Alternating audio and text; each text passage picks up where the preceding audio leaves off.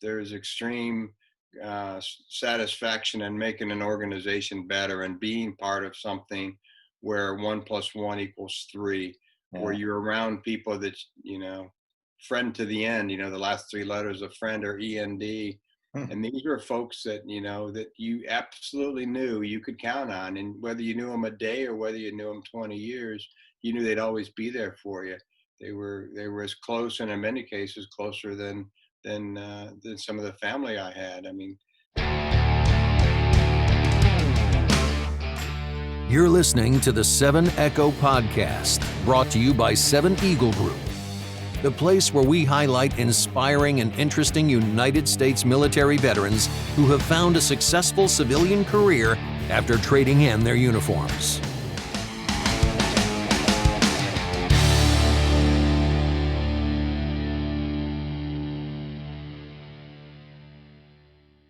Hey guys, it's Jordy from 7 Eagle Group. I am so excited today to have with us Michael Hall, the Executive Director of the Three Rangers Foundation, just an absolutely incredible organization that has been helping U.S. Army veterans from the 75th Ranger Regiment, doing incredible work. And just a real powerhouse in the military community. And we are so happy to support and to team up with them and to see if we can help them with their mission. Michael spent 34 years in the Army as well, in the 75th, a distinguished career. And Michael, thank you so much for taking some time to be here today and to share your story and to tell us a little bit more about thanks for the opportunity. Thanks for having us. Yeah, so why don't we start? Tell everyone a little bit about your career with the Army and what you did and what you learned from being in the military and how much that shaped the man who you are today. Yeah, the Army definitely shaped me, and specifically the 75th Ranger Regiment. I grew up Lorain County, just west of Cleveland. One of them broken home stories. My father left when I was very young. Went through a couple stepdaddies and grew up on welfare. And but you don't remember those things. I mean, life was it was. Kids were kids, and you didn't know what you didn't have because you didn't have it. It was simple as that. But I also grew up in a culture where you graduated high school and you went and you served. I mean, my uncle served, and everybody I sort of knew of, you served. That's just something you did. And growing up in the culture I grew up, and that part of Ohio, so I knew I was going to go do that, and come back and hopefully with the military's assistance go to college or go to work for Ford Motor Company, or what most people did back in Northeast Ohio back in those days. So I always wanted to be a Marine. I'd signed up to be a Marine. I was walking out and Broadway on Lorain, and this Army guy grabbed me and said, what are you doing with Marines? I said, well, I'm a Marine. And he goes, well, what do you want to do? I said, I just want to be a combat infantryman. And he goes, no, we got something better than that. We have these Rangers. I said, oh, what's a Ranger? So he brought me in and he told me a bunch of stories, none of which ended up really being true because Ranger battalions had just reformed. But in the end, it all, I don't say he lied to me, but in the end, it all worked out. I ended up, my first assignment was to the 1st Ranger Battalion. And I got in, and my squad leader, took me aside and taught me a bunch of things and talked to me. I had the whole squad around and showed me how to shine boots and sew and iron and, things that seem sort of goofy, but growing up as I did, he popped a self-addressed or an addressed envelope on my bed, and he said, write your mom. This is before cell phones and all that stuff. It's 1976. He goes, write your mom and tell her where you're at, and this is how she can get a hold of him, my squad leader. Yeah. And you can tell her you're all right or you're not all right, but just tell her if she's got any questions to call me. And so I went home and I did call my mom that night. And I said, Mom, I've just met the 10 best friends I've ever had in my entire life. And, most people, a lot of people's experience goes back to, their high school friends or their college friends. But, that reception and integration I got into that organization of people that truly cared about me, they were going to, they told me what the standards were. They told me it was going to be hard. They told me what was expected of me, and they told me that they were going to, hold me to those standards. But it was in such a way that, I knew they truly cared about me. And so that was my integration into the military, and specifically into that organization.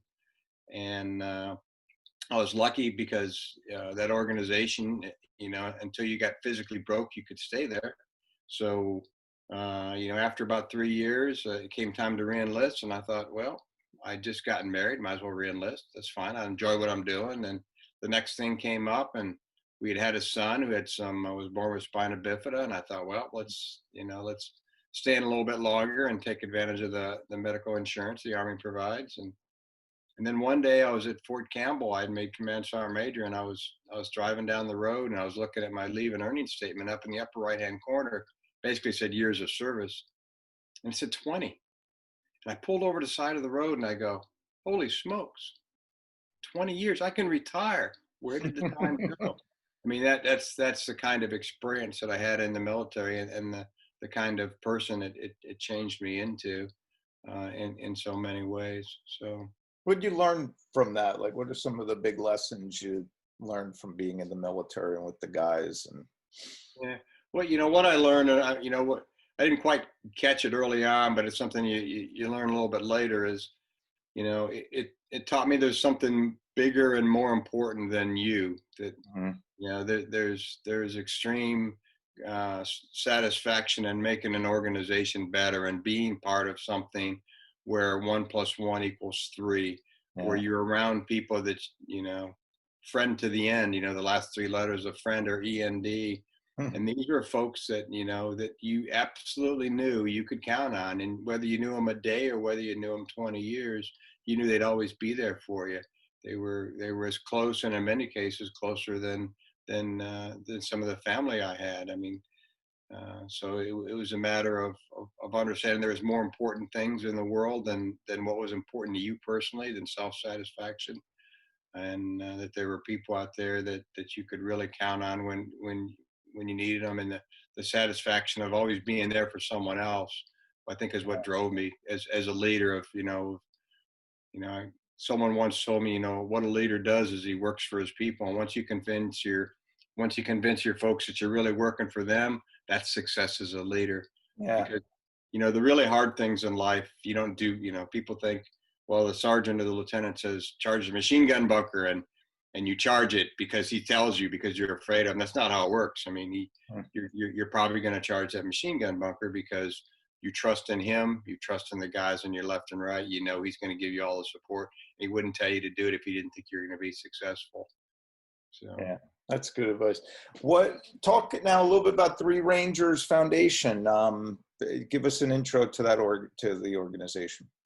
the organization formed in 2014. It was formed by three Rangers who are veterans of a task force ranger, most commonly known to most people as Mogadishu, and the Battle of Black Sea. So they got out, and they decided to form a veterans organization that was going to do all things for all veterans. Whatever a veteran needed, they were going to try to help with. And so it moved along. They did a lot of great things. After I'd retired. I retired twice in the military. We probably don't want to talk about that. It's a long time. And then as I got out in the commercial world, and I was doing very well out there because I had a lot of great opportunities. They asked me to become the executive director, and I said, yeah, but this is what I want to do.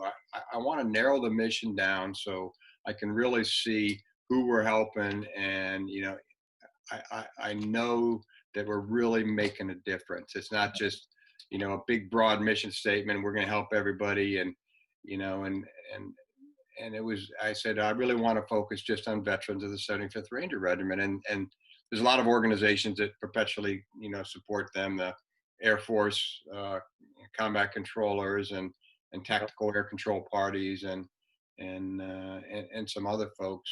And I said, I just want to help them with transition. And I think the way we do that is there's a large mentoring network out there that when a guy gets ready to get out, or he does get out, if you get out there and have a chance to talk to these people and see the mistakes they made in most cases, but get advice from them on, the transition they went through.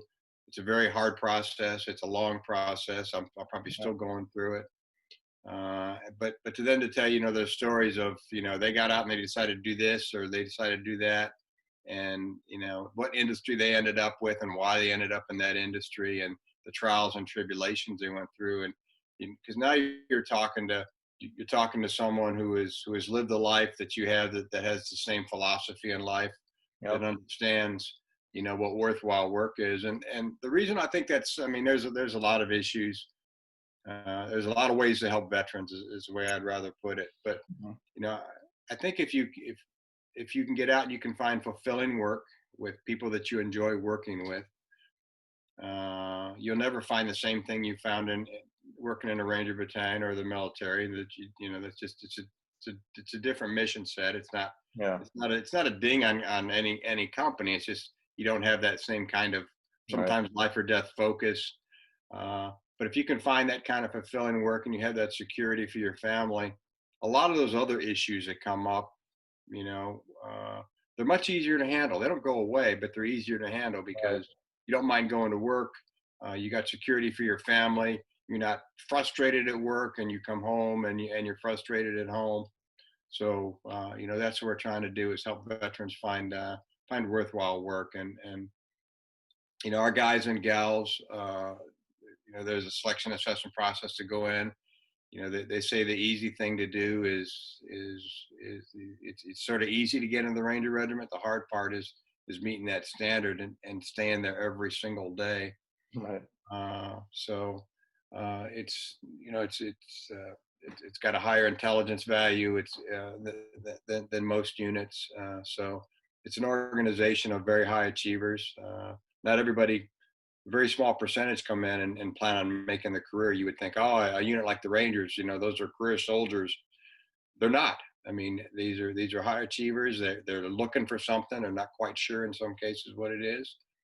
But they're going to come in. They're going to serve the 3 or 4 years. They're going to serve their country, and then they're going to get off and they're going to do something else because they have other goals in life.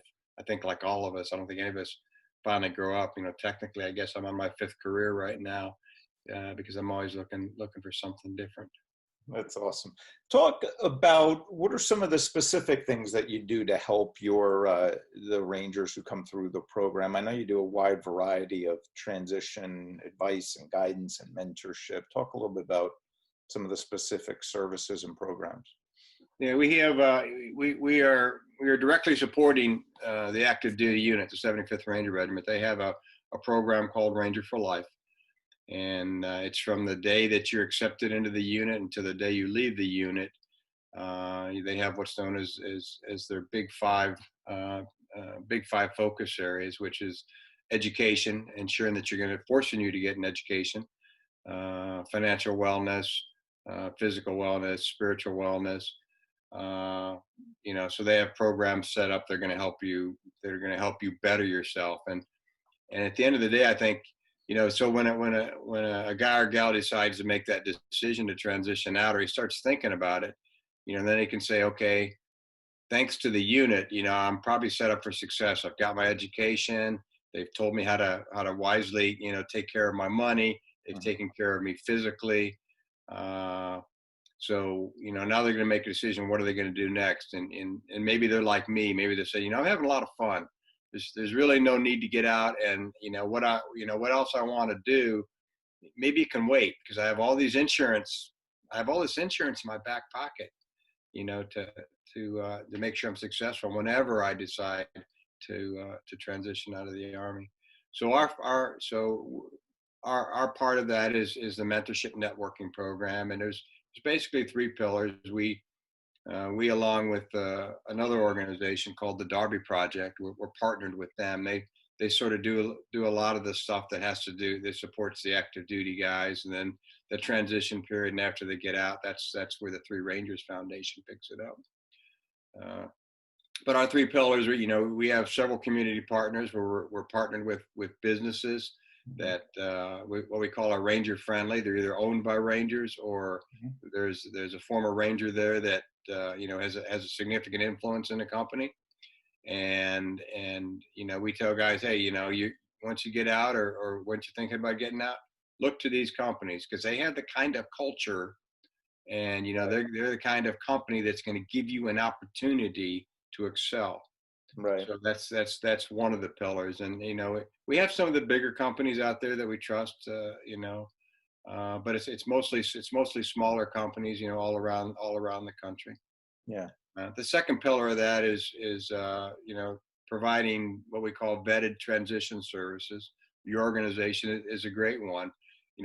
We talk to organizations that are specifically interested in helping vets transition to the job market, and organizations that understand veterans, organizations that understand that sometimes they don't meet the the the standard, whatever the box is that the HR has painted for a person to get into the organization, and are willing to take the extra step to help that guy or gal find that fulfilling work.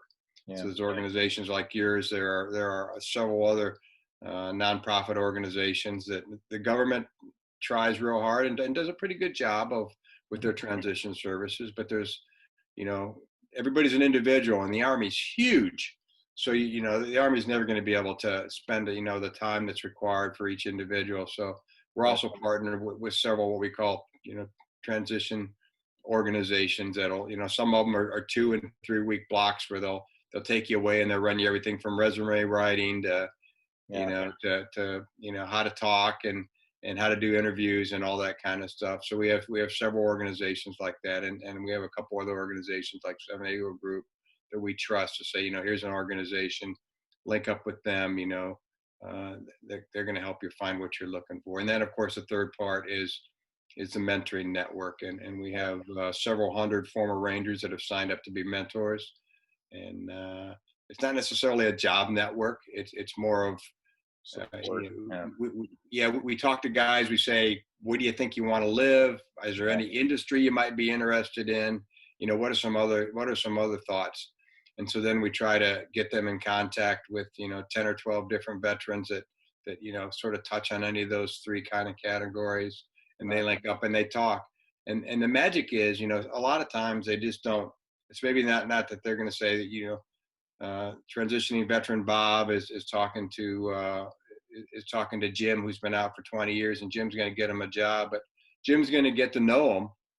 Nobody wants, help him through that transition phase and then go, I don't have anything for you, but he knows other people. He has his networks. Absolutely. So now, so maybe he doesn't directly find him a job, but this happened just recently, but he knows other folks, and he's going to hear about something. He's going to say, hey, I know a guy that fits the bill for the guy that you're looking for. Right. Why don't you take a look at this guy? And again, that's what we're trying to do is build out that network so guys get a chance. And it quite frankly, in a lot of cases, it is who you know. And but sometimes it's not someone you directly know. It's someone vouches for you who vouches for someone else, and then the results speak for themselves. So where we have gotten former Rangers into organizations, they hire one, and next thing a month later, hey, we hired 4 more because they see what they got, and of course that's good too, because now that Rangers working with other Rangers, the organization's getting better, and it's almost like old times too. So it's a huge win-win for companies that experience that. And just to have that support, not just like get the guy a job, but to know he has that support system around him, and here are these other guys who speaks his language, and they have that camaraderie. And because it's hard when you're out of work and you're looking for something, it can be really depressing, and you feel like you're alone on an island. And to know that they have groups like yours who are just looking out for them and providing that support group around them, that's huge. How can people get involved with your organization? Do you have volunteers, people who can volunteer? I know, and tell people too, if you have the means to support them financially, is there a way people can donate? Yeah, people are, if you go on our website, Three Rangers Foundation, you'll see a donate button. And, I would encourage people to look at our website, see what we do, and decide if that's something they want to support. one of the good things about this organization is it quite frankly, it doesn't take a ton of money to run. That doesn't mean don't give money, because it does take, it does take some money to run. I'm lucky. I don't have to worry about finances myself, again, because when I got out, I knew some people. I got a good job. Uh, but we don't need a ton of money. We're not going to have, a huge fundraiser. And I think we do something called, and it goes back to the formation of the organization, the Three Rangers Foundation, and it goes back to Task Force Ranger in Mogadishu. And uh, we do a virtual Mogadishu mile, and you can go on the website and find out about that. But it's basically as the battle finished up, and they were extracting and trying to move back to the airfield. They basically on foot, because there wasn't enough vehicles. They had to basically run and fight their way back to the airfield, and it became known as the Mogadishu Mile. So in order to keep the memory of those Rangers and other special operators that lost their lives, once a year, we run that race in commemoration of them. So it's not a huge fundraiser. We do a golf tournament in May, but again, we just don't. These are, all these mentors and organizations like yours. It doesn't cost anything other than my time to talk to you and find out if you're the right kind of organization, and then talk to the guys, find out what they need, and get them hooked up with the right kind of organizations. Yeah. Well, Michael, I can't thank you and your team enough for the great work you guys are doing to support the Rangers. It is an honor for us to team up with you and to help in any way we can. And I'm so glad we had a chance to meet. And I thank you again so much for taking some time today and telling everybody a little bit more about Three Rangers Foundation. Yeah, and it's really great that we found you through a mutual friend, and you have a great website, and but having a chance to talk to you before, it's incredible the passion you have, and the website, and there couldn't be a website good enough that could really display the passion that you have to understand veterans and to really truly help them for nothing more than the satisfaction of helping them. So thank you so much. That means a lot. That do. means a lot. Yeah, we have an amazing team here at Seven Eagle, and that means a lot. And we're eager to prove to you how hard we can work for your guys. So thanks again. Thank you.